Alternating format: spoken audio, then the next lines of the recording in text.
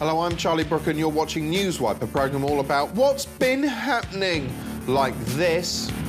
Media mourns as it loses earthbound rights to top-line content provider. Vandals target Fred the Shred's house. Maybe that giant photo wasn't such a good idea. And adult films on expenses. Jackie Smith's husband comes clean. Yeah. But first... It might sound like an odd statement, but the relationship between the news and what I like to think of as real people has shifted somewhat throughout the years. Over to the newsroom. Not so long ago, the news basically consisted of a bloke at a desk telling you, the viewer, what had happened that day, with the help of some reporters, some cheap graphics, and an irritating weatherman. Real people, i.e. us common or garden shoe-wearing schlubs, didn't get much of a look in, except, of course, if we'd witnessed something important. She told me what happened after the first explosion. And the second bomb didn't go off for a good 10 minutes after that. But in the late 70s and early 80s, this began to change, and real people started to have more input. Don't you think we should be worried that the Chinese might flood our markets with even cheaper goods than the Japanese can, and so destroy any surviving industry of... Yeah, whatever, you bloody 6-year-old. The concept of the public having their say hit a peak in 1983, when housewife Diane Gould famously put the boot into Mrs Thatcher live on Nationwide's On the Spot segment. Mrs Thatcher, why, when the Belgrano, the Argentinian battleship, was outside the exclusion zone and actually sailing away from the Falklands, why did you give the orders to sink it? But it was not sailing away from the Falklands. It was in an area which was a danger to our ships. Mrs Thatcher, I am saying that nobody with any imagination can put it sailing other than away from the Falklands. Mrs... I'm sorry, I forgot your name. It's Mrs Comeuppance. It was in an area which was a danger to our ships. Well, now, you accept that, do you? No. It was proof that real people's questioning of the facts could move the story forward for the journalists, so from this point on, their opinions were solicited more frequently, whether they were interesting or not. Hey, real people, what do you make of the pound coin? I think a pound note has got more value than a pound coin. Hey, real people, what do you think about public transport? I prefer the railway line, but I don't know how they've come with coach this time. Looking back at old Vox Pops, it's striking how unemotional and objective they can seem, perhaps because the public thought that's what the news expected of them. What happened to those around you? Mutilated. All of them? Or many of them? Well, I vouch for 5 or 6. Were many I saw of them in my eyes. What was the scene? Well, bodies and torsos everywhere. Were many of them your friends? They're all my friends. I've been working with them for 10 years. That situation changed with the death of Princess Diana in 1997. Here, the public's emotional reaction became the central focus of the story itself. It started out as shock and sorrow. The outpouring of emotion just grows by the day. What had begun as a sea of flowers has now turned into an ocean. Before mutating into anger. Queen's not in residence today, but where the hell is the flag? Eh? You see what I'm saying about the establishment? And it eventually altered the events themselves. This afternoon provided the focal point the crowds had been demanding. Their sudden appearance on the Mall, just one of a series of fast-moving changes in which Buckingham Palace repeatedly bowed to the wishes of the people. Well, I'm glad she's listened to, obviously, to the media, isn't she, and to the people. Afterwards, the news was terribly pleased with itself for reflecting the feeling of the nation, for being so wonderfully inclusive, which is odd because the entire saga left me, and I suspect millions of other people like me, feeling weirdly alienated. Because I wasn't an anguished mourner. Diana's death didn't make me happy, but it didn't move me to come down to the palace and demand to see the Queen weeping on the pavement either. Inadvertently, what the news was doing was driving a wedge between regular people and emotional, demonstrative, and some might say overreactive people. And ever since Di's death, it's been this second group that's had more influence over the news agenda. That's why stories such as this angry ITN news piece on the Baby P report often lead on the emotional public outcry. Baby P's grave is still surrounded by the thought and care he never had in life. No one was there to help you, reads this card. The most recent example, of course, is the coverage of Jade Goody's death, the emotive nature of which has alienated many. We'll be looking at that later. In effect, the journalist and the public have swapped places. Instead of offering us a factual summary of events that we can then form an emotional opinion on, they're asking us for our emotional opinion and then incorporating it into their factual summary of events. That's one of the reasons we're asked our opinions more than ever via any one of the 10 million boneheaded say what you think viewer feedback systems, which often just cough up a load of boneheaded gunk. Diane Aykroyd emailed to say the reason my children would never eat school meals is because they are, for the most part, vile slop. Oh dear. Well, you know, instead of asking for emails, they might as well say, we're turning on the idiot magnet now. Well, now it's time for some of your views. We're going to switch on the idiot magnet, and our first message comes from Tony in Bristol, who says,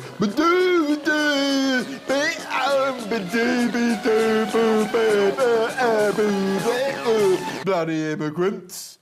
Anyway, opinions and emotions are one thing, pictures are another.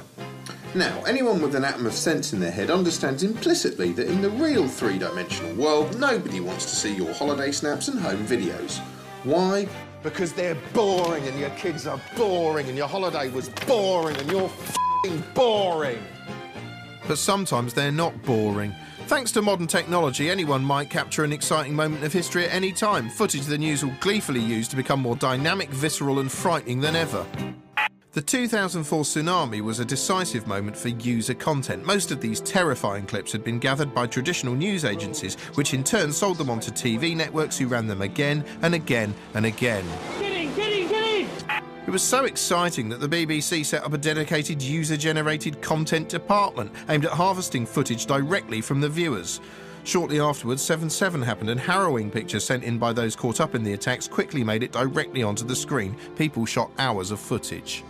Now, of course, I can completely understand why you'd want to look through a viewfinder if you found yourself caught up in the middle of something like this. Seeing it all through a lens would somehow disconnect you from the misery of what was happening and make it seem less real. At least that's why I do it whenever I get caught up in a bloody argument in a bloody relationship. You do absolutely nothing. I mean, do you even care about me? Have you ever loved me? A few months after 7/7, another citizen journalism spectacular occurred as the Buncefield oil depot went up like an exploding oil depot. Minutes after the first explosions, two young men took a video camera to within 50 metres of the fires. They defied official advice to keep away. Yes, helpfully illustrating one of the potential pitfalls of citizen journalism, two amateur filmmakers raced towards the inferno with their lenses on. Aside from recklessly dumb visual observation, we also got to enjoy recklessly dumb vocal observation. As one of them said, it wasn't a fire, but actually Satan coming to Earth in the form of oil. It is actually Satan coming to Earth in the form of oil. See? Imagine we were sitting right here when it went, and it did that to those buildings. Yeah, I imagine we'd be dead. Yeah, well, good job there aren't any oil tanks left to explode, yeah? At one point, their camera zooms in on an oil tank yet to explode. Well, this should be good. I hope they stick around. We've got to make a move now because they're expecting another explosion. If there is another explosion, we're going to die. Oh, come back. I was enjoying that, you chicken. Their pictures are another example of the growing public involvement in the recording of major news events. They knew it was dangerous, but say their filming instincts took over from personal fear. Still, at least the Buncefield footage was spectacular because it was a massive explosion and not, say, a bit of snow. Now, about 20 years ago, the news used to cover heavy snowfall like this. Moira Stewart, dressed in a straitjacket, barking a load of basic information about which trains weren't running. And services to Sheffield and Newcastle are also disrupted. And a few sternly voiced VT reports telling you what to do. Emergency services have repeated their advice for people to stay inside, wrap up warm and not to venture out unless it's absolutely necessary.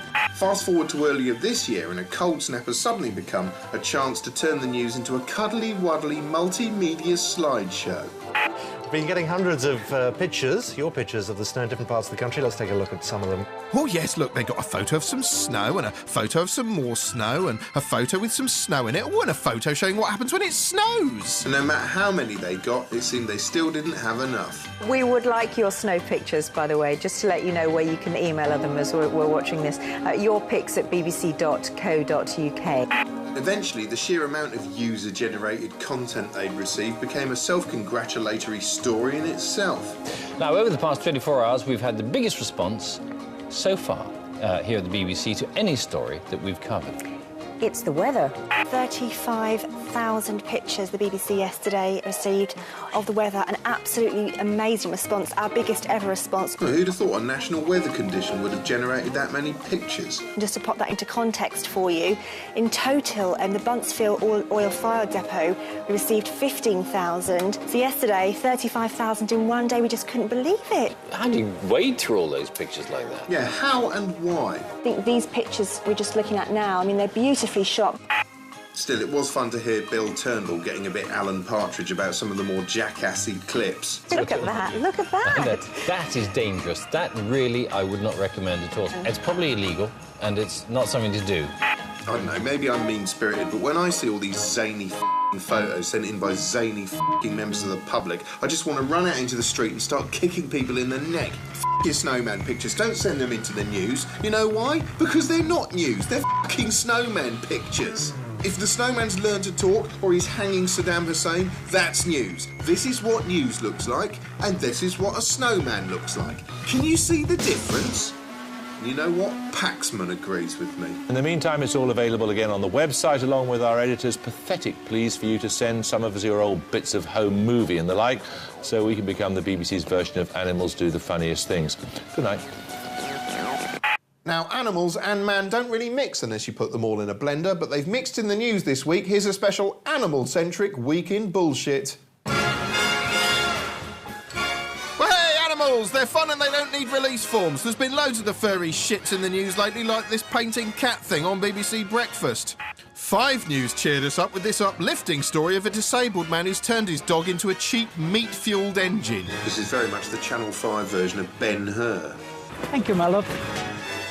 5 also brought us this startling evidence of Islam's influence on modern Britain, a horse in a hijab. But the most arousing animal story of the week has to be this. Lions! And 5 News run an astonishing report about a man who's watched far too many Walt Disney films and not enough Werner Herzog documentaries. That's what you call a lion sandwich. No, this is lion and a bit of panda. Got it from the garage. In the wild, lions don't like water. But look at this. A young lioness playing with him in the river. Oh, I hope they show him sticking it in a minute. There are plenty who say that any human interaction with a wild animal is just wrong, but others say that this actually promotes the species in a way which should guarantee its long-term survival. Here's a buddy. Are you okay? Yeah. This is normal. MPs' expenses have been in the news again of late. 1 minute they're claiming money for a second home, you know, just like you can't. And the next their partner's adult viewing habits end up leaving a great big crusty stain all over their expense sheets. But are MPs really all out for themselves? Here's veteran political journalist Peter Oborne with his view. We've been asked to point out that the following represents the personal and some might say cynical views of veteran political commentator Peter Oborne, author of The Rise of Political Lying and the Triumph of the Political Class. Once again, these are views, not facts. Views, not facts. When I went into political reporting 20, 15 years ago, I thought that MPs went in to serve the public good. What I came to realise, the core thing which happened in the House of Commons was not opposition, but collusion. The MPs of rival parties have far more in common with each other than they have in common with ordinary members of the public. That in fact they are, to a large extent, engaged in a conspiracy against the public. I'll give you an example. When Jackie Smith was caught up in her expenses controversy a few weeks ago, which looked very odd to ordinary members of the public, when she went into Home Office questions, and the Home Secretary took questions, there wasn't a single question from the Tory opposition or from the Liberal Democrats about her very peculiar expenses arrangements. And that is because attacking either party on expenses issues is like using an area weapon, i.e. it's going to destroy or kill off personnel on both sides. Labour now no longer would attack a Tory who's bent because there's too much at stake. If you go back a generation or two, people who came into the Commons, whether from the left or the right, the primary objective was to serve the country or to serve their voters, not to make money for themselves. What is new is that the majority of people now coming into Parliament have sought politics as a career ever since leaving universities. And therefore, what we see is the use of the House of Commons, use of MPs' allowances, the use of political connections as a way of making a huge sum of money. Very interesting to watch what happens to former ministers. Let's have a look at Tony Blair. You know, he's gone off to work for an American investment bank. He earns millions of pounds of money for that, giving very high-level consultancy about how to link business and politics. John Major, Blair's predecessor, joined the Carlyle Group, a very, very secretive, little-known organisation linked to the Bush family, whose whole sort of raison d'etre is to make money out of government privatisations and contracts. What it does is to cast doubt about the real integrity and independence of the advice these people are doing in office, because the people they're dealing with in office then come and give them jobs, incredibly well-paid jobs, afterwards. The political class funds party political activity in a completely different way to the system which prevailed after World War II. Because parties can't go to mass members anymore, there is one way they can use fund money, is by basically using that access to the process of government and selling that to interested parties in the business world. You go to the annual conference of the governing party, it's much more like a corporate away day than a party conference. And so businessmen who want to acquire access to the Prime Minister can get it, but they have to pay for it. And you get the emergence of these rather sinister figures, lauded in the press, never exposed, these people who broker. They broker between big business and the politicians. And they fix deals. I'll name them. I don't know if you have the balls to put this on air. Just maybe 2 or 3 others in London handle a lot of this business of brokering, normally or often secret or very private deals between very senior and rich businessmen and their political clans. Yeah, is it recording? Yeah. It's going, yeah. Yeah, sorry, the remainder of this sequence has been removed on legal advice. Showbiz and former pop star turned bloated porridge-faced nation botherer David Van Day spices up morning pisscast the right stuff by chucking his girlfriend live on air. I'm actually dating a lady, very beautiful lady, Sue Moxley from The Sun, beauty editor. Yeah. Right. Obsessed with fame. She can't be that obsessed with fame. She's going out with David Van Day. We eat out a lot. We do a lot of fine dining. Well, anyway, where they'll let you wheel in a trough. I've had enough. And so would I dump you now? Yes, I would. You've been dumped. David. Live on air, on TV, celebrity dumping. Yeah, I think I've seen the pilot for David Van Day's celebrity dumping. It's horrible.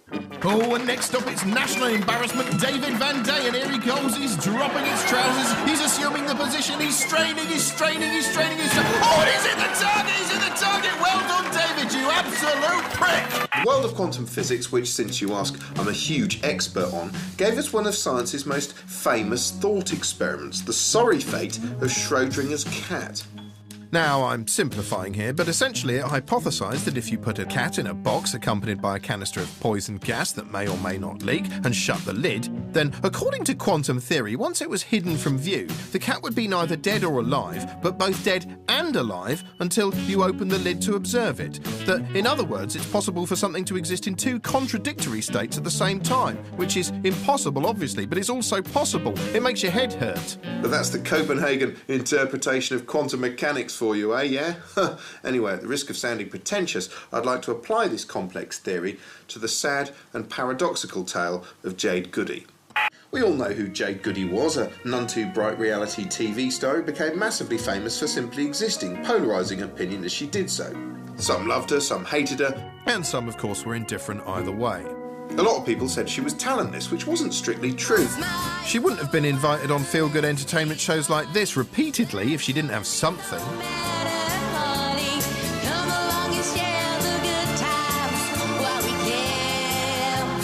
You know, let's face it, she had more star quality than Gordon Brown, and he's all over the telly.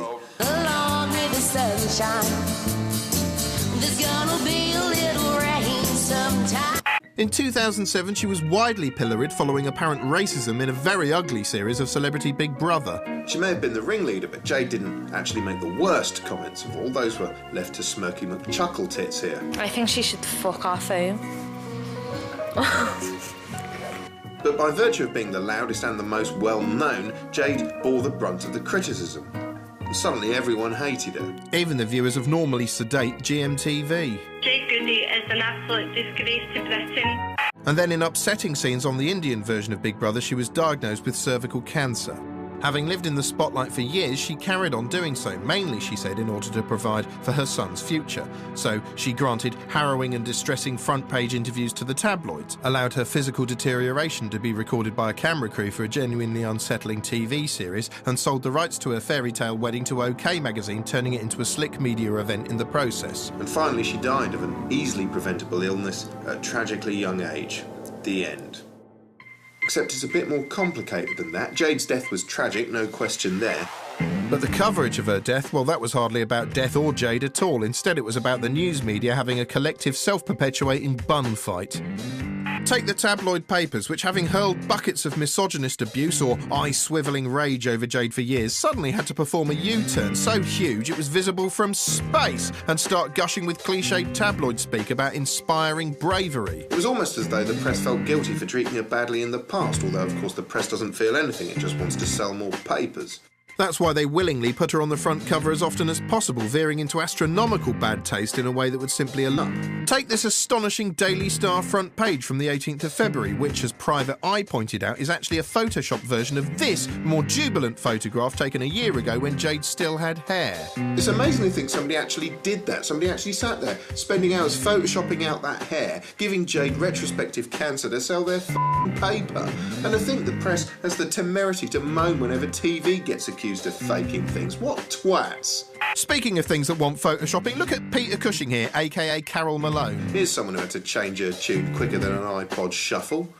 Having berated Jade for 200 years in her shit and nasty newspaper columns, suddenly she was conducting sympathetic interviews with her before taking to the newsstands on March the 8th to say it was time to turn the cameras off Jade, asking, is it just me who's starting to feel like the spectre at the feast? Although I think she meant look, not feel. Luckily for Carol, before they turned the cameras off, she had time to appear in a mawkish ITV Tonight special the very next night. She made headlines without thinking, and she was perfect. Of course, the tabloids weren't the only ones jammed full of Jade. No, the self-appointed quality press got in on the act too. They ran plenty of chin-stroking, oh, what does it all mean pieces on the cultural meaning of Jade's suffering. There was a lot of woe betide us intellectual masturbation, which sometimes veered over into outright snobbery, such as in Rod Little's bizarre, venomous article for The Spectator. You know, I've tried to think of something clever to say about Rod Little, but he just comes across as a c***. Throughout the depressing blanket coverage, Jade was repeatedly referred to as a star of reality TV, which she was, although it's more accurate to say she was a star of reality TV and news. After all, in her final weeks, taken accumulatively, she made far more appearances on front pages and news broadcasts than in her living TV specials. Sally, what's the latest that you've been able to discover about Jade's condition? The populist news broadcasts had exciting live updates, filling us in on each fresh development as and when it happened, often displaying characteristic tact. We're also hearing that perhaps the cancer has spread to her brain. What's the latest on that, Rachel? Meanwhile, back in the studio, there was impressive cutting-edge journalism, such as this exchange on 5 News between a reporter and a mysterious flat-screen-faced cyborg. The boys looked absolutely beautiful on the front page. How important to Jade was it that they had a very happy day packed full of special memories? Oh, it was very important. They also repeatedly looped footage of her being wheeled to an ambulance, footage with a cheery watermark in the top right corner, marking it the property of Mr. Paparazzi, the brainchild of fatuous Mel Smith lookalike and almighty human arse-cheek Darren Lyons, seen here on Sky News, giddily commenting on a comment of the sort of press coverage he's a part of. It's a superb read, and I would love everyone to have a look at this today. And which I'm now commenting on. This whole thing is a crazy, endless feedback loop. Of course, when the sad news actually arrived, it was broken dramatically live, and we were treated to real-time spooling footage from outside her house, which we were told was a perfectly acceptable thing to do. This is not any kind of intrusion. This was followed by emotive coverage of well-wishers leaving flowers. It has, in this corner of Essex, been a sombre Mother's Day. And the occasional talking head overstating her good points to a frankly embarrassing degree. I think for people she's become a saint, a princess, an exemplar of biblical proportions. Yeah, she's the patron saint of celebrity perfume ranges. At the other extreme, many people were so enraged by what they saw as disproportionate eulogising of Jade, they bravely took to the internet message boards to vent their disproportionate fury. Well, let's take a look at some of these online messages in a feature we like to think of as the Gallery of Hate. Family going through the grieving process, they're just counting the money, says Muffin the Mule. He's used a pseudonym there because he's too scared to use his real name. While many overweight, hysterical people will mourn this loss, I am mourning the loss of what was a great country sleepwalking into communism. Wise words there from Jay Hunt, disguised as idiocy. Paul from London says simply, this is the celebration of ignorance. Empty vessels make the most noise. Well, thanks for bothering to share your views, Paul. Why are we discussing the passing of a talentless, uneducated, attention-seeking, racist bully whose only real legacy is to be responsible for the word minger becoming common speech? Devil's advocate there, talking about a deceased mother of two. Are you people really so vile that you have to have a go at someone after they've died? Asks Bert Friday. Well, yes, I think you'll find they are, Bert. Strong words from Steve Wright here. Leave it be, stick her in the ground and let's all get on with our lives. Well, it's refreshing to see such spite. Horrid though these messages are, I think they're being left by people confused to the point of anger, and it's this cognitive dissonance that reminds me of Schrodinger's cat. Because in my head, at least, the whole Jade saga existed in two states at the same time. Because although the event itself was palpably real, the coverage felt palpably unreal. None of it seemed real, not the gaudy tabloid front pages, not the garish ads for tribute magazines published before she'd even died. OK Magazine's special tribute issue with wonderful memories of Jade, out now. Not the constant appearances of Max Clifford looking like a man playing Alistair Darling in a cheap TV movie. Not the tributes from establishment figures who, let's be fair, were only answering questions they'd been asked by the press. In the end, Jade Goody died on the biggest reality show going, not Big Brother or some living TV special, but The News. After all, with its jaunty titles and its easy hate figures, its selective storytelling and its stupid viewer votes, it's a hair's breadth from being a multi-platform I'm a Celebrity spin-off. In fact, all it needs next is a special live edition where Gordon Brown has to eat a Wichita grub or something to win the next election, and then the circle's complete. And then just before the world ends, we can all enjoy a quick look back at some of our best bits. Yeah, well, that's about all we've got time for this evening. Go away.